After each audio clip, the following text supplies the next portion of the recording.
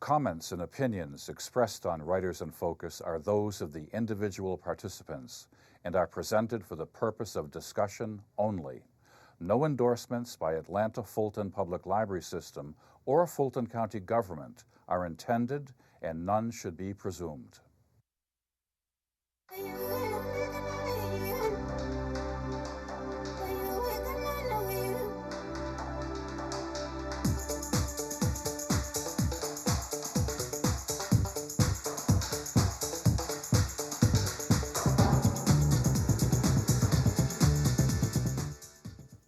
Hi, welcome to Writers in Focus. I'm your host, James Taylor, and today I'm delighted to have once again JeffreySmall as my guest. May I call you Jeffrey? Yes, you may. I'd like to welcome you to the Atlanta Fulton Public Library. Thanks, James. And the Fulton County Government Center. We're here to talk about your latest novel, The Jericho Deception. I had the pleasure of interviewing you 2 years ago when your first novel, The Breath of God, came out. That's right.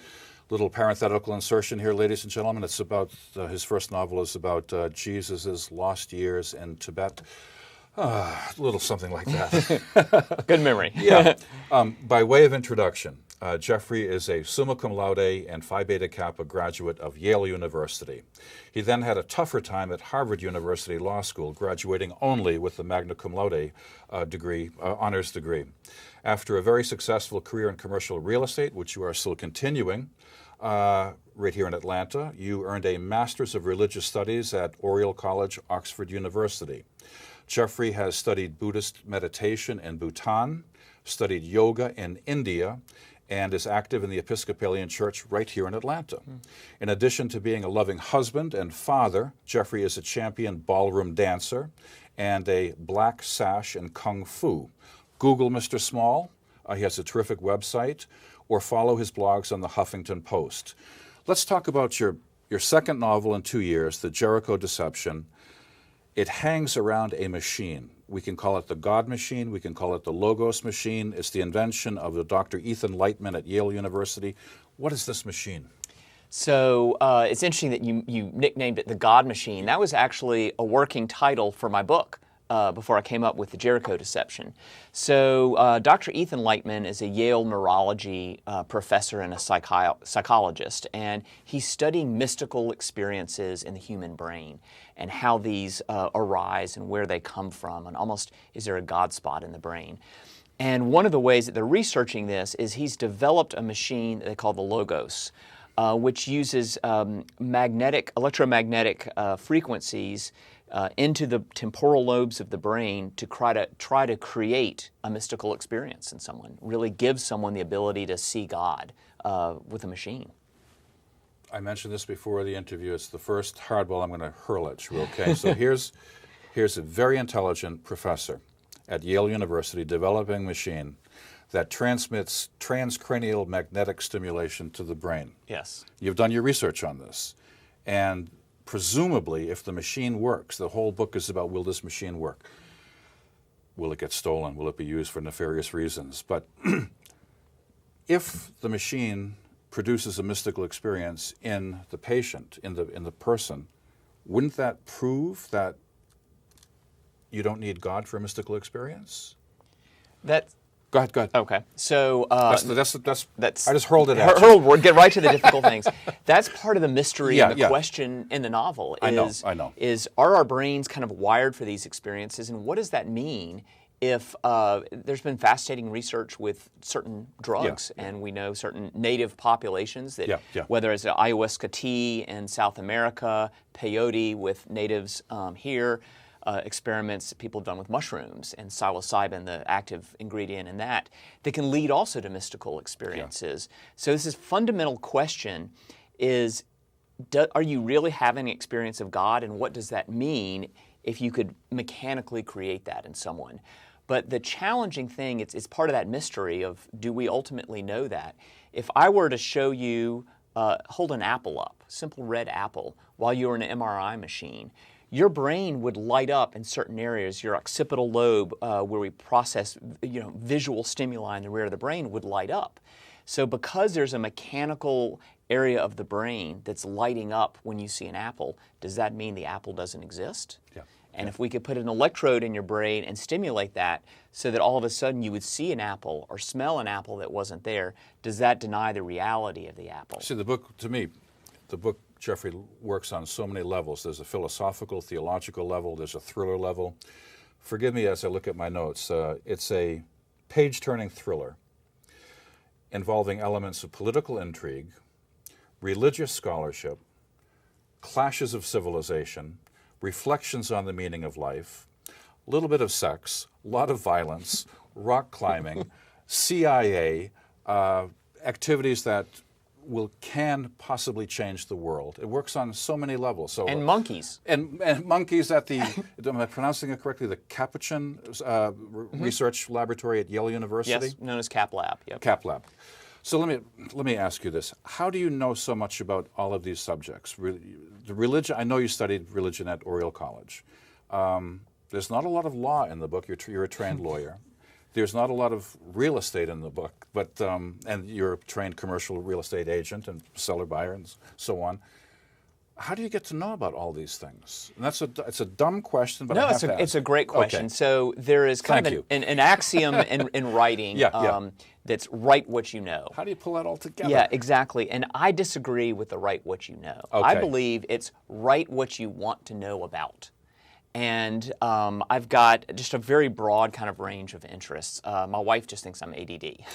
But I'm a big researcher. Yeah. So the process, this novel took me 3 years. And a full year of that is the research phase. And so it's reading 100 different books on these different topics and web articles, and then visiting the different exotic places. So we've got scenes that take place in Egypt and Dubai, and I had to travel to those places as well. Oh, you had to travel to Dubai? I had to travel to Dubai and Egypt in order to... You had to sail on the Nile? I had to sail on the Nile in order to really capture that. Say to your beautiful wife, I'm going to be gone for a couple of weeks. Exactly.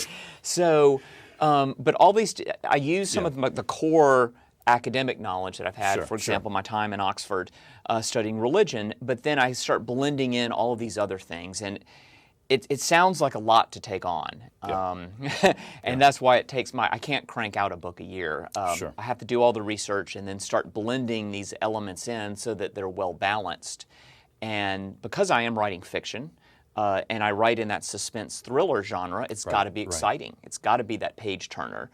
But I want to weave in this interesting philosophy as well, and the history, and then the politics and the intrigue, and down the story.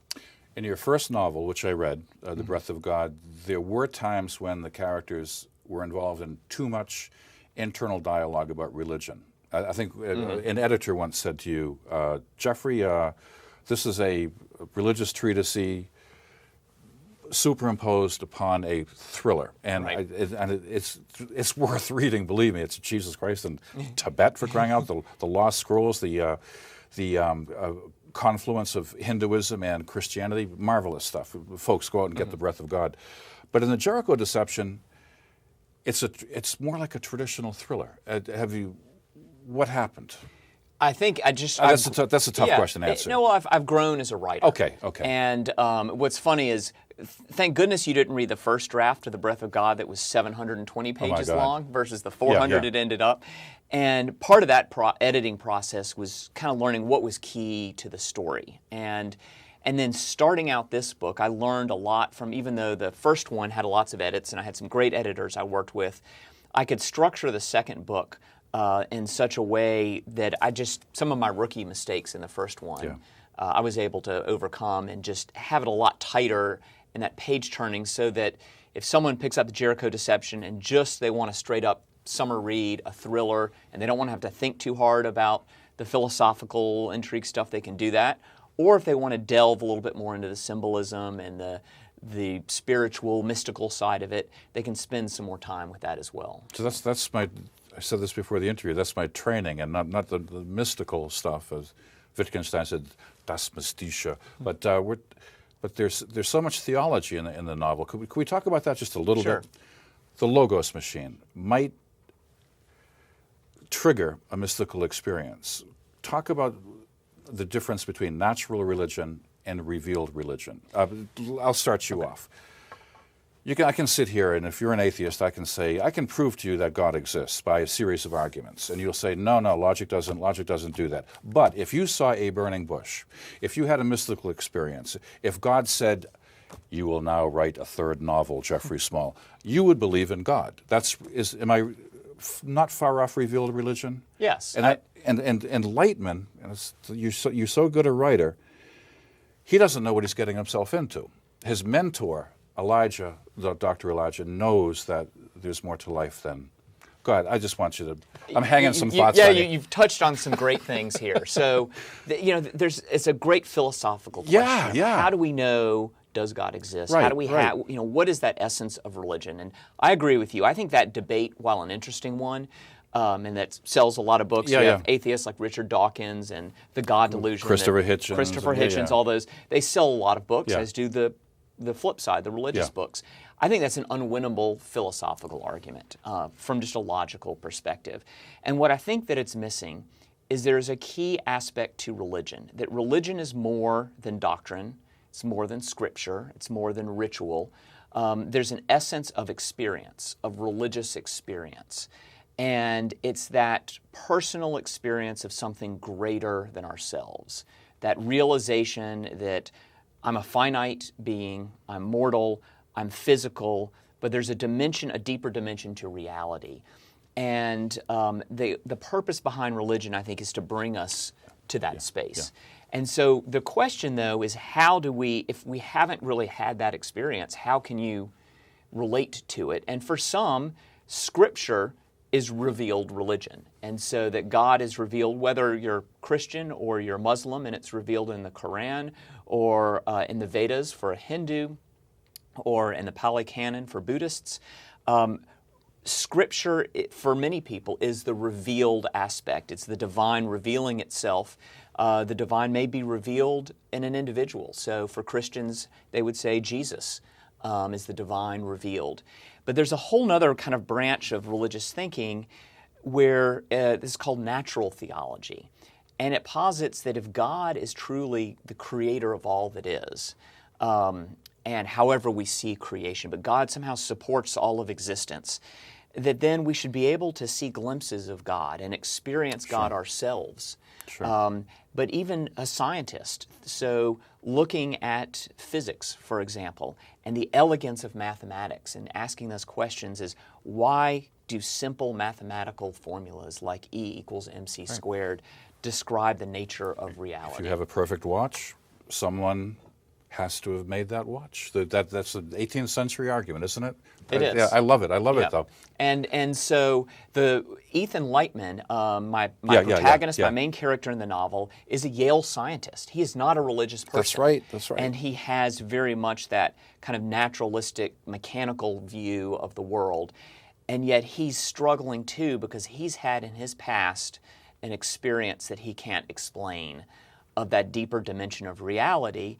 And he may interpret it differently. Triggered by, I'm talking with you. Yes. Triggered by epilepsy, because there is this notion of epilepsy as a ancient divine madness. Julius Caesar referred to like being with the gods, having had an epileptic seizure. Yeah. Continue, please. Yeah. So it's that, and it keeps the novel doesn't completely answer that question. Right. And I think the reason why is there's always going to be mystery in religion.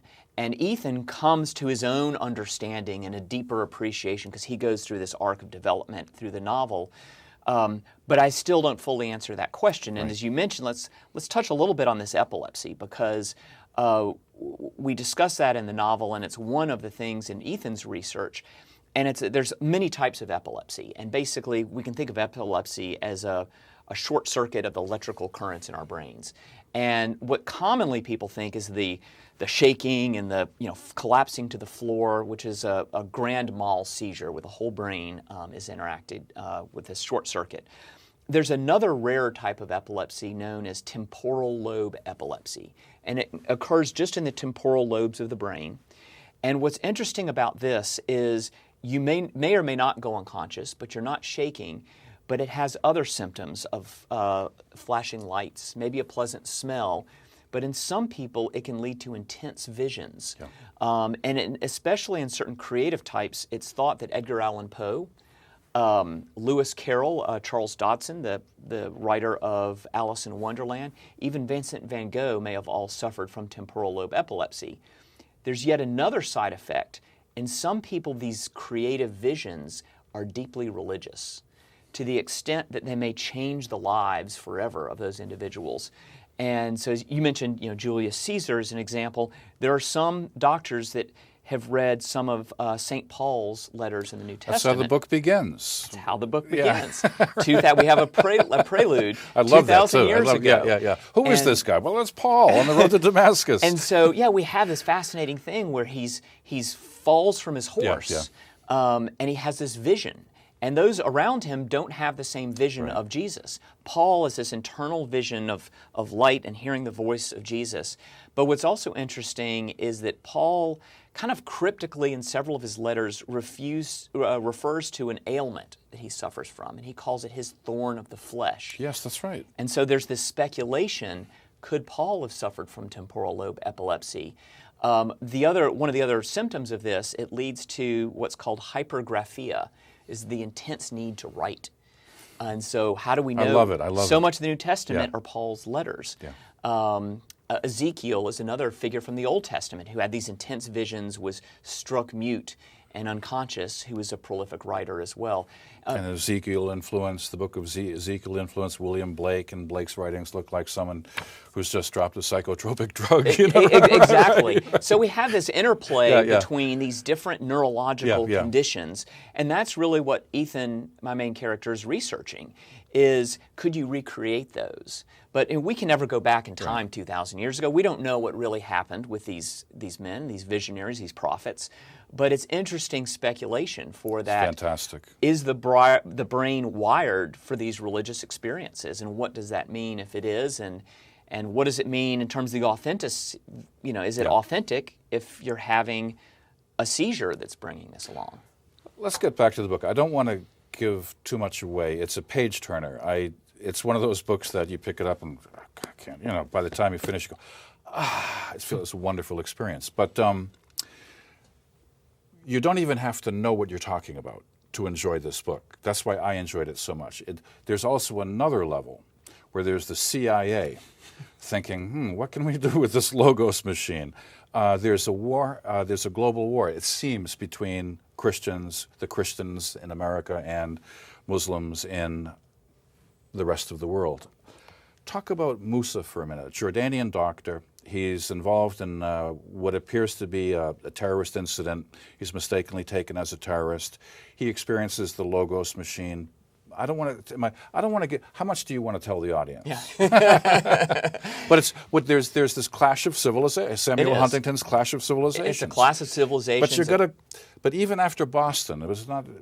You've got a good Muslim as a character. So, which is unusual. Jeffrey, how dare you? How dare in a thriller to have a Muslim character that's not the bad guy terrorist that's trying to destroy the world. But I'm saying, but frame this for the audience because I don't want to give too much away. How would you describe?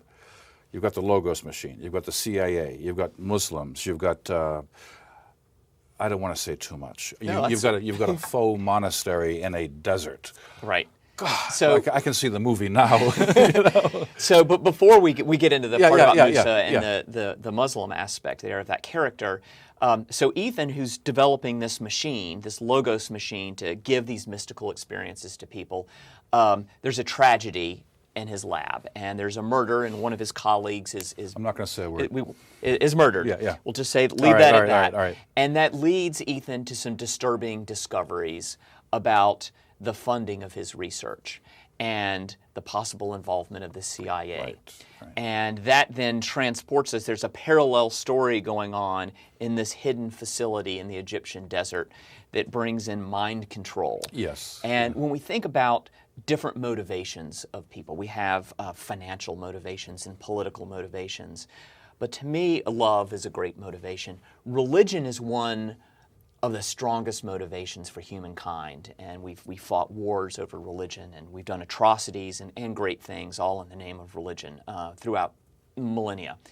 And this certain employee of the CIA realizes, what if we can use religion to our benefit. Sure. And what a powerful mind, and we see what's happening in fundamentalism and some of these mosques in the Middle East today that are churning out these terrorists using that fundamental motivation of religion for evil purposes.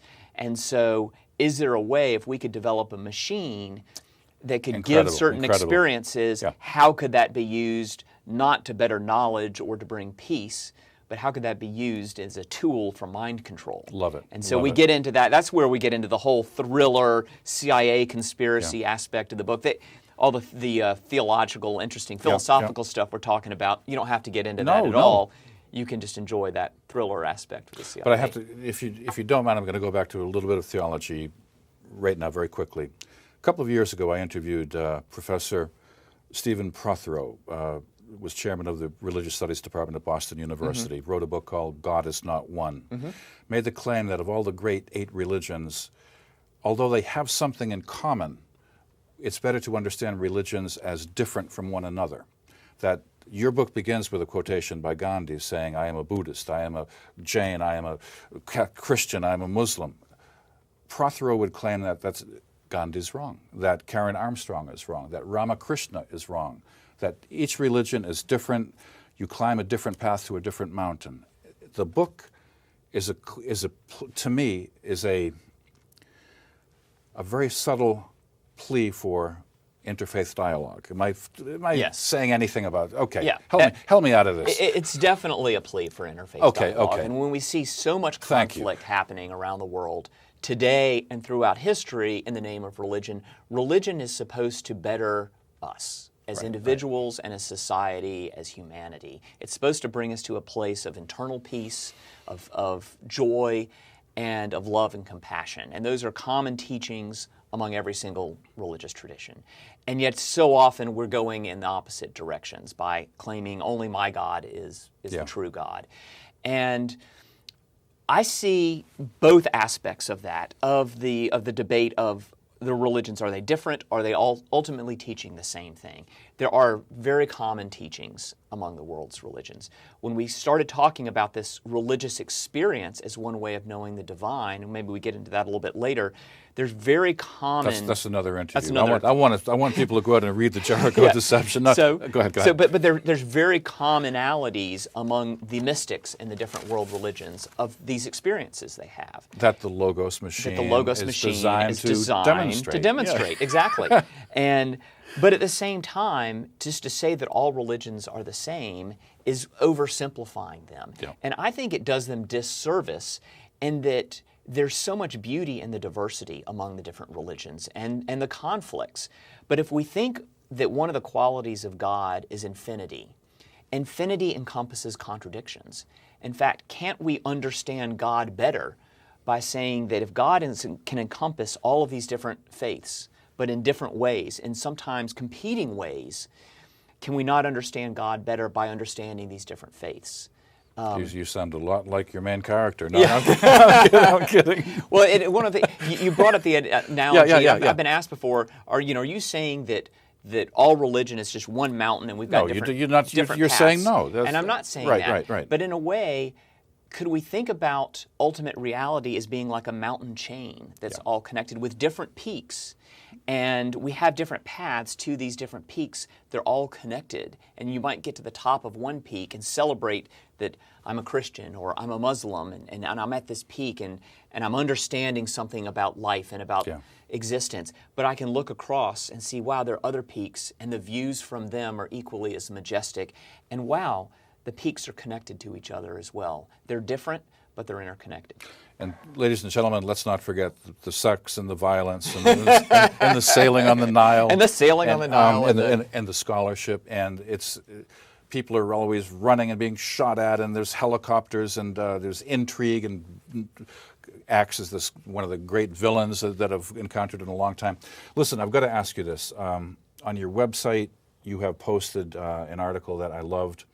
Tough Lessons from a Debut Novelist. You wrote this a few years ago. You said that publishing your first novel was, and I quote you, the most difficult project I've ever tackled. This is coming from someone who's graduated summa cum laude from Yale, Harvard Law School, Trinity College, master's degree. You've navigated commercial real estate during the recession in Atlanta. And you're saying that the hardest project you've ever had is writing a book? Yes. I want to tell the people that. It's really hard to write a book, isn't it? It is. And this one works. And that's why, I mean, so many people have You that agree with idea. me too easily. I agree. So many people have that idea, oh, I'd love to write a novel. And I'm always encouraging of people to do that. What I don't like is when people say, oh, I have a great idea, can I tell you? And then you'll write it for me. I'm like, no, that's... You know any ghostwriters? Yeah, exactly. No, it is blood, sweat, and tears, and it's heartbreaking. Then the process of getting published, and you're getting rejected, and when it's you that's on that page, your heart and soul, getting rejected is just like a stab to the heart. And so someone like me, that I'm used to being successful in things, and I've written a lot, but fiction writing is different, and there is a craft to it. But I discovered soon that it had to be, I had to break things off in little chunks, especially since I don't write full time, that I've got a real job, but this is something I'm so passionate about. Another piece of advice. Exactly, don't quit your day job. But if you're truly passionate about it, and take it in little tiny chunks, and for me, it's, can I write 3 pages a day, during the week? That's not that hard. If I tried to, if I sat back and really thought about this task of, I've got to have 400 pages, and there's got to be symbolism and philosophy and action and character growth and exotic locations and all these things, realistic bad guys that are very twisted and growth with my characters, that is daunting to the point of almost being paralyzing. But if I said, you know what, can I write the first 2 pages of a chapter right now? I can do that. And then at the end of the time, when I've got that first draft, I can go back and keep reworking it and make it better. So, ladies and gentlemen, if you want a book about the fate of the world, the meaning of our lives, the meaning of your life, if you want a little bit of sex, a little bit of violence, a little bit of religion, if you want a fantastic read, run out and get the Jericho Deception. But last question, are we going to see, looking at my notes, forgive me, is this a standalone novel, or are we going to see Dr. Ethan Lightman again, because he's a great character? He ends, listen, you could play Ethan Lightman. He's going, maybe it's true. I got that a lot with my first novel, The Breath of God. Are we going to see Grant Matthews, the main character, again? And then I'm getting that now since this one has just come out. I love these characters. Are we going to see them again? I've written these books as standalone books. Now, in some future novel, could they come back, as cameos or something? Possibly, but through the novel, I like to have an arc of my character development, that I want them to grow and to learn and to get to some place that they didn't start out being. Wow. And it's harder, and I have planned to do that in a single novel. I want you to write another novel. I want to do another interview with you. You become one of my favorite authors. Jeffrey Small, ladies and gentlemen, The Jericho Deception. Wonderful read. Thank you so much. Thank you for being here. Great being here again. God, that was quick, huh? Wow. That was easy.